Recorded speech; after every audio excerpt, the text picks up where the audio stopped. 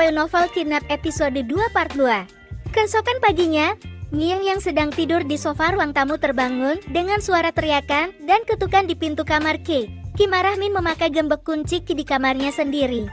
Min terlalu lelah untuk mendengarkan teriakan Ki.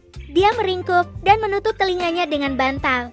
Tapi tidak lama ponsel berdering, Min meraih dan menjawabnya. Min bahkan tidak membuka mata untuk melihat siapa yang menelepon. Aku benar-benar baru bangun. Jeon dan Min menelepon lama sekali dan tidak menjawab.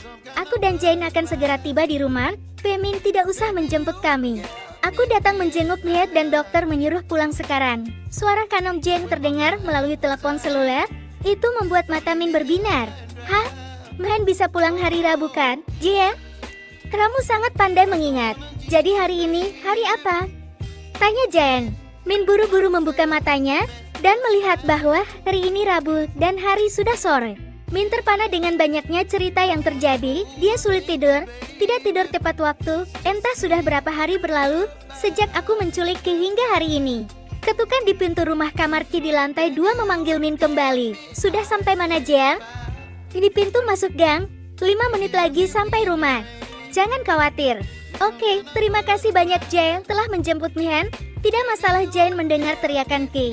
Min kemudian menekan akhir panggilan dan segera berlari ke dalam rumah. Min, buka pintunya, biarkan aku keluar. Aku kesakitan. Ki terus menggedor pintu dengan keras. Min memutar kunci dan membukanya. Kupikir kamu akan mengurungku sampai aku mati sebelum aku pulang, teriak Ki. Ki, dengarkan aku. Adikku akan pulang. Jangan sampai adikku tahu kalau kamu ada di sini. Saat si adikku di rumah, jangan bersuara. Jangan batuk, jangan bersin, jangan bernapas berat. Dan jangan pergi ke kamar mandi sampai adikku tertidur. Lakukan ini sampai aku menemukan tempat bersembunyi untukmu. Apakah kamu gila? Siapa yang bisa melakukannya? Kamu harus melakukannya atau aku akan membunuhmu, ancam Min. Oh, orang sepertimu? Berapa jam kamu menculikku? Aku hanya punya luka di siku karena aku lari dan terjatuh sendiri. Sebelum mengancam orang lain, jaga dirimu baik-baik. Ki tidak takut sedikit pun pada Mia dan Min tidak bisa membantah sepatah kata pun. Ki ingin pergi ke kamar mandi. Min takut Ki akan melarikan diri. Dia bergegas menghalangi Ki. Ternyata terlalu banyak tenaga yang menyebabkan Ki terjatuh ke tempat tidur. Min menjepit lengan Ki di atas kepalanya. Chết rồi ơi, côอย่าดิ้นดิปล่อยกู กลับมาแล้วจ้าเดี๋ยวรอข้างล่างนะเอ้ยเม่นไม่ใช่อย่างนั้น Min dan Ki ditangkap dan diperiksa di meja makan. Min dan Kanom Jane menatap dengan ekspresi penuh pertanyaan, seperti menjadi orang tua. Aku melirik ke arah Min yang memakai penyangga lengan. Namun tidak ada luka di lengannya, tapi ada perbannya. Ukuran perbannya yang besar menyembul dari bagian dada ke meja. Dapat diasumsikan bahwa Min mungkin baru saja menjalani perawatan. Ini tentang jantung dan mungkin menghabiskan banyak uang. Apakah karena ini? Min lupa menjemput Min. Kanom Jane menegurnya. Min sedikit tertawa melihat sikap Kanom Jane. Ia tahu bagaimana perasaan Kanom Jane terhadap Min. Min menatap wajah Ki, mencondongkan tubuh ke depan untuk melihat wajah kiri dan kanan, lalu mengangguk. Putih, Cina, manis dengan sel kuno, ini seperti spek Min. Kata Min, baik Ki, Min. Dan Kanom Jane tersentak pada saat yang sama. Min menelan ludah. Telinganya merah dan wajahnya merah. Kuno, Ki mengulangi kata yang Min gunakan untuk memanggilnya. Cocok seperti kata Min. Tidak ada definisi yang salah. Min menjadi semakin gelisah. Tidak, ini gila. Aku belum pernah punya pacar. Bagaimana kamu bisa mengetahui spesifikasiku? Jangan biarkan aku mengatakannya. Itu akan terlihat buruk. Min menggerakkan alisnya ke arah Min. Ki adalah temanku, sebagai Sutman juga. Dia di sini untuk istirahat. Dia hanya menunggu pekerjaan yang kalian lihat tadi. Kami baru saja berlatih. Oh, jawab Ki dengan mudah karena dia terlalu malas untuk berpikir. Apalagi dia lihat sikap Min terhadap Min yang sangat dekat. Tapi Ki sama sekali tidak terlihat seperti Sutman. Min memandang Ki. Kulitnya seolah-olah tidak pernah terkena sinar matahari atau angin. Bodinya jauh lebih tipis dibandingkan Min. Sekarang seri banyak action. Pasti ada beberapa adegan lucu. Min terus mencari cara untuk menjelaskan. Tapi yang keluar dari mulutnya memuji Ki karena begitu lucunya, sehingga Min tertawa. Ki mulai bersimpati pada Min yang lebih banyak beralasan. Semakin banyak kamu beralasan, semakin membuat dirimu terlihat seperti sedang jatuh ke dalam jurang. Jae, cuacanya mulai dingin. Aku akan mengantarmu ke depan rumah, ya? Kanom Jae masih belum sepenuhnya yakin. Tapi ketika Min berkata seperti itu, aku dengan senang hati pulang. Setidaknya ada waktu di antara kami berdua. Ki memandang Min yang sedang berjuang mengambil kantong obat dengan satu tangan, dan Ki pergi membantunya. Aku baru saja mengganti alat patu jantungku. Di sini ada mesin yang mirip Iron Man, keren sekali, kata Min sambil merentangkan tangannya meniru Iron Man.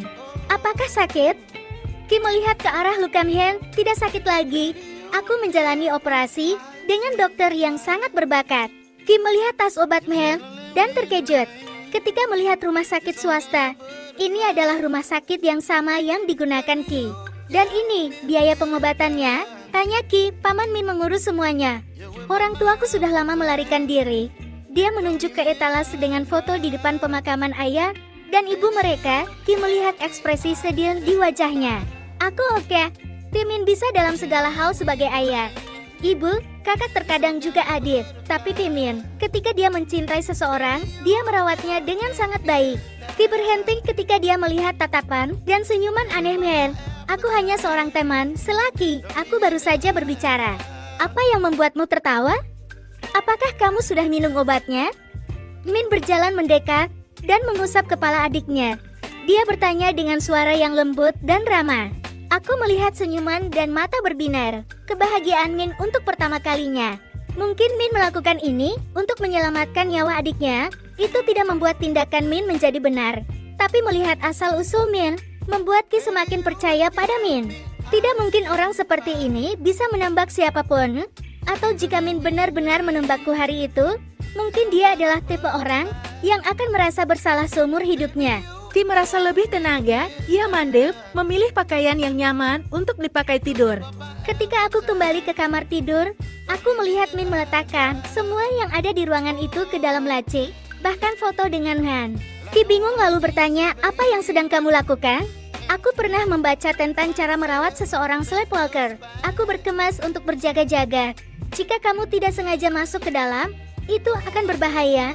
Lalu aku akan menempelkan selotip tebang di sudut meja, tepi lemari, tepi tempat tidur, kata Min. Ki terkejut, menurutnya Min tidak akan peduli sebanyak ini tentang sleepwalker. Ki tidak berkata apa-apa lalu berjalan ke tempat tidur dan bersiap untuk tidur. Ki, seru Min dengan nada serius. Ki mengangkat alisnya bertanya, besok aku akan keluar untuk membereskan masalahku. Kalau aku belum pulang, jangan buat masalah, jangan lari. Jangan keras kepala, aku bisa mempercayaimu, ah? Penculik macam apa kamu? Ayo beritahu yang lain bahwa aku tidak akan kabur. Aku mohon padamu, kamu bisa melihatnya demi adikku. Aku benar-benar ingin mengakhiri ini. Oh, jangan lari. Tentu saja, Min memandang Ki dengan tatapan tajam. Oh, apakah kamu harus mengizinkanku terikat kontrak? Ki menyindir, karena dia sepertinya sangat menyukai tingkah laku Min yang kekanak-kanakan. Min tersenyum puas, karena Ki menyetujuinya. Malam ini, Min tidak bisa tidur nyenyak, karena jauh di lubuk hatinya, dia mengkhawatirkan Ki akan berjalan sambil tidur lagi, dan Ki benar-benar berjalan dalam tidur. Min mendengar suara, dia terbangun. Ketika aku melihat Ki membuka pintu, hatiku berdebar-debar, karena takut Ki terjatuh dari tangga. Min bergegas membawa Ki dan berjalan kembali ke kamar. Hal yang Min pelajari tentang merawat sleepwalker dan Min perlahan melakukannya. Min menyentuh Ki selembut mungkin, tidak bermaksud membangunkannya. Ki, kamu sedang tidur sambil berjalan. Ayo tidur lagi, bisik Min pada Ki. Ki masih berdiri di tempat yang sama. Ayo tidur lagi, kamu tidur sambil berjalan. Aku akan mengantarmu tidur, bisik Min. Ki menoleh ke arah Min hingga hidung mereka saling berdekatan. Wajah mereka berdua sangat dekat, bibir mereka sedikit bersentuhan. Jantung Min berdebar kencang, nafas hangat Ki menyapu wajahnya. Min membaku melihat kedekatan ini. Min harus tidur di ranjang yang sama dengan seseorang yang memenuhi semua spesifikasi, melihatnya mengenakan pakaian longgar setiap hari. Aku harus memeluk dan menghiburnya saat dia bermimpi buruk.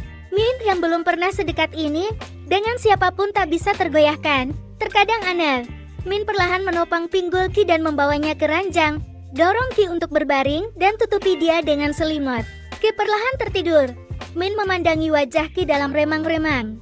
Bulu mata tebal, mulut kecil, Hidung kecil, putih, imut, persis seperti yang dikatakan Min. Min tidak berpikir untuk melakukan apapun. Aku hanya berpikir, aku ingin melihat lebih dekat wajah ini untuk waktu yang lebih lama sebelum kita harus kembali menjadi orang asing satu sama lain. Setelah mencari sampai puer saat dia tertidur lagi, Min mengambil tali dan mengikat lengan Ki ke lengannya dengan longgar agar tidak melukai Ki sebelum tertidur. Min meninggalkan rumah pagi-pagi sekali. Dia ingin cepat menyelesaikan urusannya, kembali dan perhatikan Ki di rumah karena dia tidak terlalu mempercayai Ki. Min pergi ke taman di pinggiran kota. James memberitahunya bahwa bos menaruh uang di loker.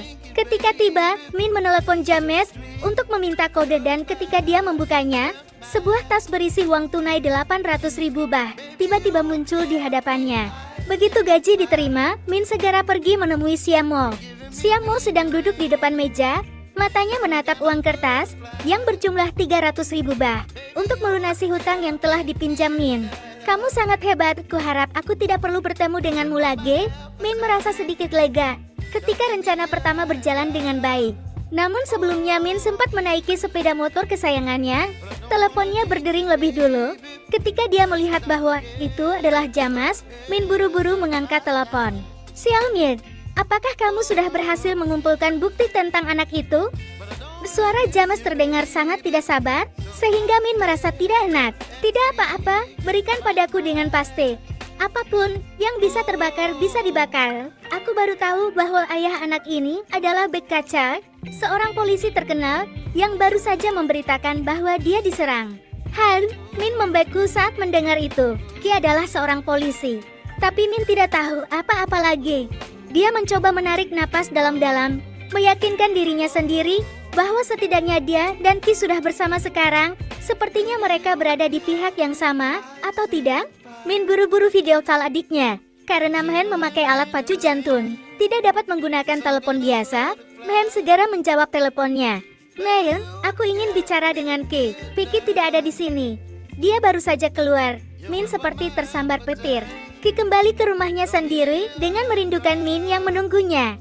Tunggu sebentar, penjaga di rumah Ki pun tidak curiga dan menanyakan kemana perginya Ki, karena kebiasaan Ki jarang pulang. Ki berjalan masuk ke dalam rumah dan melihat mobil kaca yang rusak karena sengaja ditabrak. Dan ada lubang peluru di kacanya.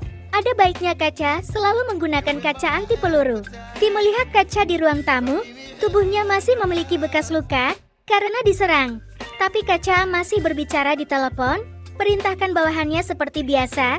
Ki berdiri dan menunggu sampai kaca menyelesaikan urusannya. Ayah, tolong mundur. Kali ini terlalu berbahaya. Dia pasti akan membunuhmu. Polisi banyak yang lain, kenapa harus ayah yang mempertaruhkan nyawa? Ki bicara seperti itu karena dia baru saja lolos dari kematian. Jika orang yang menculiknya bukan pencuri kecil seperti Min, dia pasti sudah mati. Karena itu berisiko. Sangat sulit menemukan orang yang berpihak yang benar. Itu sebabnya kasus ini harus menjadi kasus ayahmu, Ki. Ayah rasa kita sudah membicarakannya. Dan kebenaran jauh lebih penting daripada nyawa ayah, nyawaku, bahkan nyawa ibu, kan? Ayah sangat suka menjadi pahlawan, sehingga tidak peduli sama sekali seperti apa orang-orang di rumah. Berapa banyak lagi orang yang harus mati? Ki, ayah tidak bisa hanya memikirkan diri ayah sendiri. Ayah bekerja di sini. Jadi ayah harus memikirkan publik terlebih dahulu. Siapa sebenarnya yang hanya memikirkan dirinya sendiri? Kemana aku selama 3 hari terakhir? Apa ayah tahu? Ki berteriak sekuat yang dia bisa. Ki pulang dengan pakaian lusuh, milik Min. Tapi kaca tidak peduli sama sekali. Tidak mungkin orang seperti ayahnya tidak menyadarinya. Pekerjaan kaca harus teliti dalam hal-hal kecil. Tapi ini, ayahnya mungkin tidak terlalu mempedulikannya. Kaca membeku, seolah dia baru saja mengamati keanehan Ki. Tapi sudah terlambat. Bagi Ki, dia tidak ingin melihat wajah ayahnya lagi. Kalau begitu ayah, apapun yang ingin ayah lakukan, lakukan saja. Hidupku ditukar dengan medali keberanian, mungkin itu sepadan, kan? Ki dengan sinis berjalan kembali keluar rumah. Ki membenci ayahnya, pilih segalanya kecuali keluarga. Dia benci meskipun pekerjaan ayahnya menyebabkan kematian ibunya. Hal itu telah melukai Ki seumur hidupnya. Namun pada akhirnya kaca tidak belajar apapun. Sejak hari kematian ibu, Ki melihat ibunya sendiri meninggal di depan matanya, karena ayah memilih kebenaran. Jadi, alih-alih memilih berjalan kembali ke kamar tidurnya sendiri, Ki memilih berjalan ke arah berlawanan. Min yang mengendarai sepeda motornya untuk mencari Ki kemanapun. Namun sekeras apapun aku mencarinya, aku tidak dapat menemukannya. Pada akhirnya, Min menyerah. Min merasa dunianya hancur berantakan. Min memikirkan bagaimana cara berbicara dengan Min untuk membuatnya mengerti bahwa dia tidak bersalah atau penyebab semua ini. Sepeda motor Min diparkir di depan rumah. Min ragu-ragu, belum siap untuk masuk. Namun kemudian suara langkah kaki seseorang menarik perhatian Min. Dia menoleh untuk melihat, namun dia tidak bisa melihat wajahnya dengan jelas. Tapi Min yakin itu Ki. Apa yang kamu lakukan? Kemana saja kamu pergi? Kamu bilang kamu tidak akan lari? Min bergegas menarik kerah ke meja Ki, karena Min tidak tahu apa yang dilakukan Ki di sana. Tubuh Ki terhuyung-huyung karena kekuatan Min. Ki tidak punya niat untuk melawan sejak awal dan ketika Ki ditarik begitu dekat, hingga wajah Ki membentur lampu jalan. Jadi Min melihatnya. Wajah Ki sekarang berlinang air mata, hati Min lemah segera mengendur kerahnya.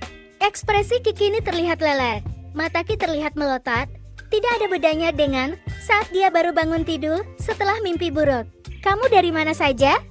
Tanya Min dengan suara lembut. Ki tidak menjawab pertanyaannya. Dia berbalik dan menatap wajah Min. Raut wajah khawatir yang tidak bisa dimengerti oleh Ki. Kenapa Min harus menatapnya dengan tatapan seperti ini? Karena ayah kandungnya sendiri tidak pernah peduli sama sekali. Tapi dia tidak bisa menyangkal hal itu karena matanya, karena suara Min seperti ini. Min adalah Min. Jadi Ki kembali ke sini. Kamu datang untuk menculikku. Itu karena kamu butuh uang, kan? Jadi aku akan mempekerjakanmu untuk telepon dan minta uang tebusanku dari ayahku dan semua uangnya kamu dapat mengambilnya. Apakah kamu ingin melakukannya? Min menatap Ki dengan ekspresi tidak mengerti sama sekali. Ki melihat bahwa Min tidak tertarik dengan penawaran ini. Kamu sendiri yang mengatakannya. Aku melihat wajahmu. Aku sudah tahu di mana aku berada. Jika aku mencoba menghadapinya, kamu tidak akan bisa melarikan diri. Coba simpan dan pikirkanlah. Episode 2 selesai. Jika suka cerita novel ini, jangan lupa subscribe, like, dan share.